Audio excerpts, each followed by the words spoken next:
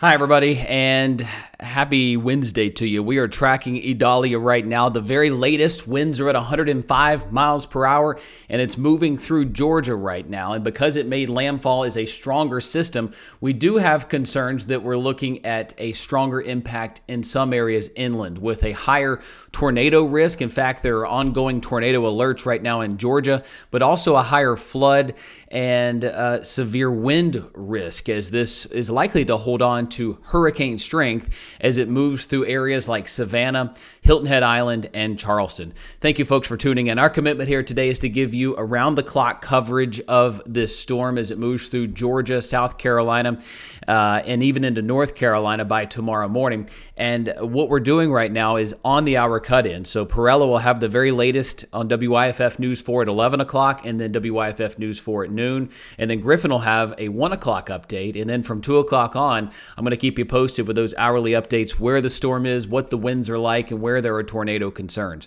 For us in the Western Carolinas, we're not expected to see severe impacts. Sure, it's going to be rainy and windy, but it's not expected to be severe right now. That is going to be toward the coast. So thank you for following us right now. A great tool you can do is to download the WYFF4 mobile app. That will help you as we're traveling possibly for Labor Day weekend. I don't expect any of this to continue into Labor Day weekend, but it's a great tool to have to let you know where there are alerts and where there are warnings. It also has a pretty nifty lightning detector based on your GPS, which is helpful if you're by the pool. If there's lightning detected near you, you can get the kiddos on out and in. Please, if you are new to my channel right now, please go ahead and subscribe for updates. I give severe weather alerts and outlooks days, weeks in advance. Try to give you as much notice and as much heads up when things are coming our way.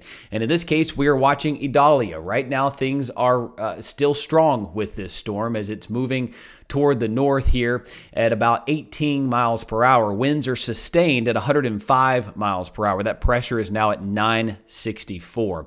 This storm is very strong as it's rolling toward the north right now, and it's going to continue to pack a punch as it rolls through.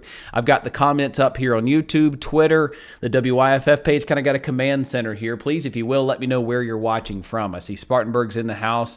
Watching for Virginia, but watching the coast. I see some folks from Florida watching right now on YouTube, so thank you for watching. Let's get this conversation going because I do have inland threats as this rolls on through. This is going to be a long day of tornado risks and strong winds in areas like Georgia and South Carolina, especially for the coast. Let me show you what's new with this system at this hour. It is a strong hurricane moving through South Georgia right now. We're about 2.5 hours past landfall. About 7:45 it made landfall, so it's still holding on to a lot of its strength. But now that it's over land, it does begin to weaken. We have winds sustained there at 105 miles per hour, but gusts are even higher than that. The new track would take this as a Cat 2 still at 2 p.m. with 100 mile per hour sustained winds. That's the concern with this thing, is it's going to continue to be quite potent as it moves inland. As it's moving through Savannah, areas like Hilton Head Island, that would be about 5 o'clock today, we could certainly still have a hurricane over land. This may very well stay a hurricane because you see here at 2 a.m. as it's moving northeast of Charleston, it has winds at 70 miles per hour. That's just 3 away from a hurricane. So it's very possible this thing just remains that strong as it moves inland. Let me show you our 3 main computer models. Got a fresh run of this to kind of where is this exact track going to be. And like the trend has been this whole time, the European is right along the coast. It's doubling down, while the GFS and the Canadian model are right along I-95. Either way, the European puts most of the strong winds just offshore once it gets to Hilton Head and Charleston, while the GFS and the Canadian want to keep it inland. Now, if it's on I-95, that would put the strongest wind and rain in Charleston and Myrtle Beach, whereas the Canadian here and the European would kind of miss Myrtle Beach with the worst of it, and it would kind of plow right through Charleston and Hilton Head, Folly Beach, and Isle of Palms. So again, if you're watching in those neck of the woods, heads up. Also, inland flooding, so dangerous, and probably one of the the most dangerous things when it comes to tropical system, aside from the immediate coast where it hits. When you have the storm surge. But inland flooding is certainly very concerning. A high risk of that today from Albany to Macon to Statesboro to Augusta to basically Charleston, Myrtle Beach, and Columbia as this rolls, basically plows right on through there. I want to show you some video here from Landfall as this rolled on through parts of Florida here. This is from our sister station, West 2 out of Florida. And look at the storm surge here. Those waves crashing in. That's 9 to 10 feet high. Now imagine that. Imagine where you're normally sitting on the beach. You've got sand, you've got the sun, but now the waves are crashing some 10 feet higher than they should. And this is substantial, folks, right there at Landfall, especially those first floor buildings completely inundated with storm surge and damage there. Boardwalks washed away. And look at those waves crashing about 11 feet. That stop sign's underground right there, underwater, I mean. Just tremendous to see. Those second-story buildings looking okay, but boy, oh boy, what a rough day it has been in Florida, and we're going to continue to watch that. So storm surge, the immediate threat along the coast, and then you go to this being a flood threat inland. And I want to show you the rainfall totals as this moves through Georgia and South Carolina. Let me know how you're doing right now. How are your family members doing? Those of you watching right now in Florida, let me know where you're watching from and let me know what you're seeing in your neck of the woods. Was it bad where you're at? Is it currently bad where you're at? I know there's a lot of folks watching in South Georgia right now. I see Idalia in the house, Statesboro. I see Richmond Hill to Pooler. Thank you all for watching right now. Thank you for your trust when it comes to severe weather. 4 inches expected today in Myrtle Beach, 6 inches in Orangeburg. That's a lot of rain for any time of day, but we've been very wet here lately with a stalled out frontal boundary, and that's going to cause some flooding today as we have 5-6 inches of rain expected in some of these locations, and we're going to be watching that very closely. Hilton Head Island, it says 0, but you're certainly going to get some rain. This model kind of be a little funky there, but certainly the worst of the rain could be inland where those bands set up. Depends on exactly where that track goes. There's still some room for this to wobble a little bit. I mean, it's over land trying to do its thing as it rolls on through. Thoughts on Brunswick? Stacy asking. Hi, Stacy. We are talking about Brunswick getting probably 60-mile-per-hour winds, and that timing would be between noon and 4 o'clock would be the worst of it. Then it's moving towards Savannah. Then it's moving toward Hilton Head. Then it's moving toward Charleston. 4 inches in Myrtle Beach, and the winds. Let's kind of track it right here. Here's the new high-resolution model. I was kind of waiting for a minute for it to finish, and I do believe it just finished crunching. All right, yep. Here we are, 2 p.m. So brand new model in showing by 2 p.m. it's sitting over South Georgia. So this would probably be the worst for it there in South Georgia. Brunswick, you've got the worst of the storm surge. Thankfully, it looks like high tide's still a couple of hours away for Brunswick.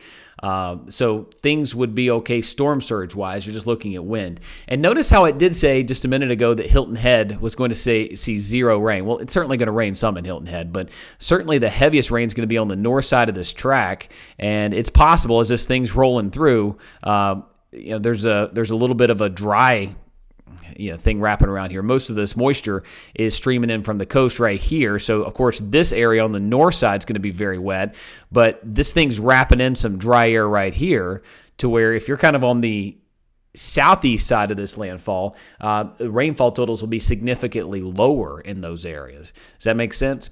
All right, let me back this up just a smidge. All right, here we are at 7 o'clock. Hilton Head Island's where the eye is. You're getting the worst of the wind. But Charleston, this is my concern tonight, folks, would be the storm surge.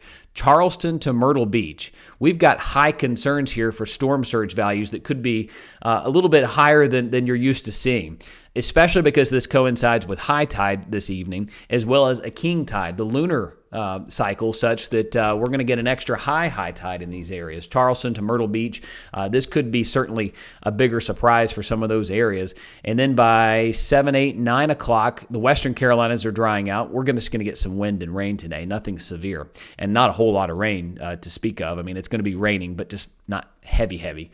All right, so Myrtle Beach to Wilmington to Raleigh, 11 o'clock, but it's clear in Charleston. It's clearing Columbia, it's clearing Charlotte. We wake up Thursday to a cooler northerly wind and drier conditions, setting us up for a fantastic Labor Day weekend. Wind speeds along the way. Brunswick to Savannah, 45 to 65 mile per hour winds. Hilton Head Island, 50 to 55, maybe even close to 60 mile per hour winds, 630. Charleston, it looks like by the time it's over you, it's trying to go back out over water. So that may mean that the core, the most potent side of the storm, is just about 30 miles offshore. Now, that could certainly happen, and if that does, that means Charleston would miss the worst of it, but it's still going to be a rough afternoon and evening as this rolls on through. Here are the radar and wind speeds right now. We've got the wind and rain picking up across the Carolinas as the northern side of this system really is packing a punch with some heavy rain and some of those outer bands rolling on through. It's here, folks. 26 mile per hour wind gusts just reporting in Albany. Hilton Head Island got some rain and wind, but nothing too significant. And the rain is reaching the upstate right now. We're not seeing any wind gust out of it, just a good old-fashioned heavy rain in areas like Greenwood, Abbeville, and Lawrence. Let me kind of dissect this a little bit because inland flooding, inland tornadoes are going to be a concern today. We've got a rather high tornado threat here for Georgia. In fact, there are a couple of tornado warnings right now for the Savannah area. Let me zoom in right now. This would be for Bryan County. This would be for Chatham County. This goes up toward Pembroke. So you got Richmond Hill West really seeing this tornado warning right along I-95. So there's Montgomery. There's Savannah. This is I-16 right here as it moves toward the north. And we're watching that closely as it intersects 95. All right, so Port Wentworth. All possible to see this tornado warning. So Chatham County, Bryan County under a tornado warning in Georgia right now as the circulation around this system giving quite a potent impact there in South Georgia. Let's look at our radar, and then we'll kind of scoot back down and dissect what's happening in Georgia right now.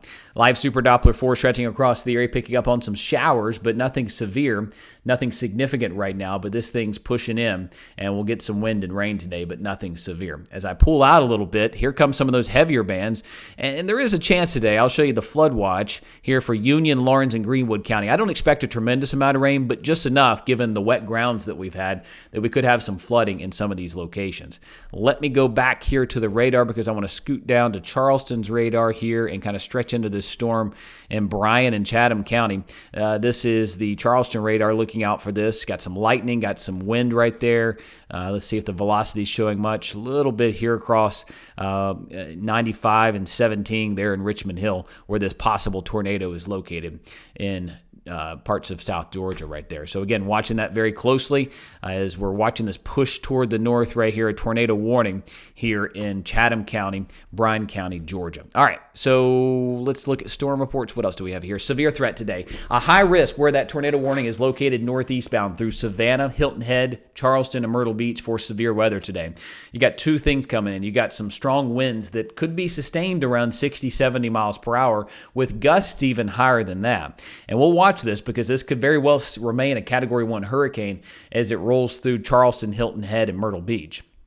All right, so you'll have the severe threat. You'll have a possible isolated spin-up tornado threat.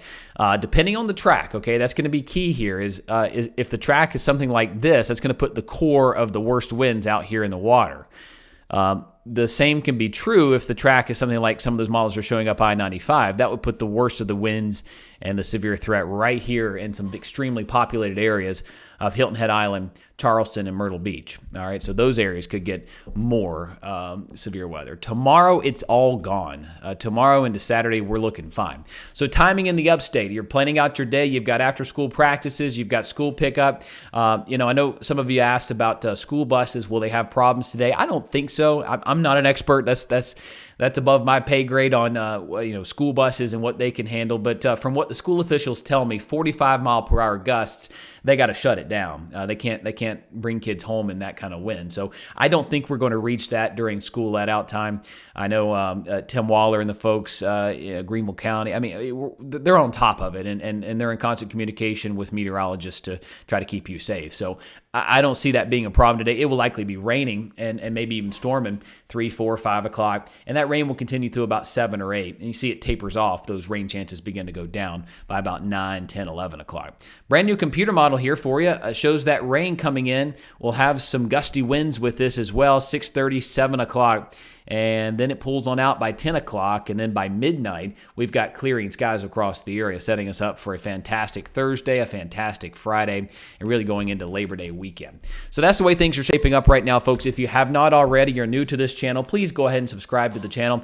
I do severe weather alerts, whether it be tornadoes, hurricanes. I also do monthly and seasonal outlooks, whether it comes to temperatures or being stormy, not stormy. I try to give you my best call, and there's some clues that we have in the atmosphere that can help us know what's going on there. So what can I help you guys out with as we're tracking Idalia? I know some of you have some questions. I'm sure some of you have some concerns. This is our chance to chat. Let me know what you're seeing in your neck of the woods. Let me know what you have seen from your family and friends. It is now a Category 1 hurricane. Latest advisory from the National Hurricane Center just came out. It's moving north-northeast at 20 miles per hour. That pressure is now up to 971. So it's beginning to weaken a little bit. Beaufort, South Carolina here, just rain, and we are ready. All right. Thank you for watching there in Beaufort. Hope you stay safe there. Jessica, she was a major hurricane. Absolutely. It was very close to Cat 4, within 3 or 4 miles per hour. Chelsea, at Disney World, any packs later today? Things should be improving drastically for you at Disney. In fact, you're looking at better conditions by this evening and a fantastic Thursday, Friday, Saturday. So this thing's pulling away quickly and will improve conditions as it does. So new track just came out from this. Let's see if it gives us any more information. Yeah, still expected to be a Category 1 hurricane as it rolls through Hilton Head and Charleston. Some strong winds as it rolls off the coast of Myrtle Beach later tonight. So it's in, it's out. So Myrtle Beach, you can expect gusty winds, possible severe concerns, but it looks like based on the current track, this thing is going to be west of Charleston. I'd have higher concerns here for Charleston, Hilton Head Island, and these areas, while Myrtle Beach, it looks like it's going to be on the more gentle, and I say that relatively because it's still very close to Myrtle Beach, but you're going to be on the left side or the west side of this, which would put kind of the core of the worst winds out here, okay, as it rolls through Myrtle Beach. Charleston, it's kind of right over you, unfortunately. Same thing with Savannah and Hilton Head. So it's going to get rough today. 2, 3, 4 o'clock, areas like Savannah, Pooler, Hilton Head. Then to Charleston, 5, 6, 7, 8 o'clock, and then looking better. Nick, will there be any impacts to flights into Greenville Airport today? Should not. No problems here. How about Valdosta? Valdosta's got some pretty substantial winds going on right now. I know it's sitting around 40 miles per hour, Valdosta, but around there, the power is starting to go off in a lot of areas. Anderson watching in the house. Yeah, you'll probably get some showers today, but mainly east of you in Anderson. Wilmington, North Carolina. Thank you for watching right now. In Wilmington, we're looking at wind gusts of up to 40 miles per hour later tonight, but this is really going to be south of you. You're kind of be on the more gentle west side of the storm. I know you're no stranger to impacts in Wilmington over the years, but thankfully things are looking better there. Is flooding the biggest concern for Charleston or wind? I'd say both. You know what? You got 75 mile per hour sustained winds coming your way in Charleston, and this coincides with high tide and lunar tide. So I think flooding, especially right along the coast, Isle of Palms, downtown Charleston can flood on a bad storm. So I would be concerned about both today, to be honest with you. Red Springs, North Carolina, you're looking at okay conditions. Probably some rain and some wind, but nothing severe. Blacksburg, same story. You'll get some good rain today. Could be heavy, but I don't think it's going to be severe where you're at. Tornadoes in Columbia, not likely. I can't rule it out. This is a pretty stout circulation, so I can't rule out tornadoes today, but it's a much higher threat. You're probably in a low risk for tornadoes in Columbia, but a higher risk toward I-95. College kid down there, thank you. You're very welcome. Myrtle Beach, thank you for watching, Connor. You're very welcome. Thank you guys for tuning in. So again, folks, I am going to keep you posted. We're going to have hourly updates throughout the day today. Please keep me posted with what you're seeing in the comments section here. I go back and look at these afterwards. It helps me out with fine-tuning the forecast for you. And again, if you're new to the channel, please subscribe. We'll keep you posted around the clock today. WYFF News 4 will have updates here in 5 minutes with Perella, and then WYFF News 4 at noon is coming up in just about 1 hour.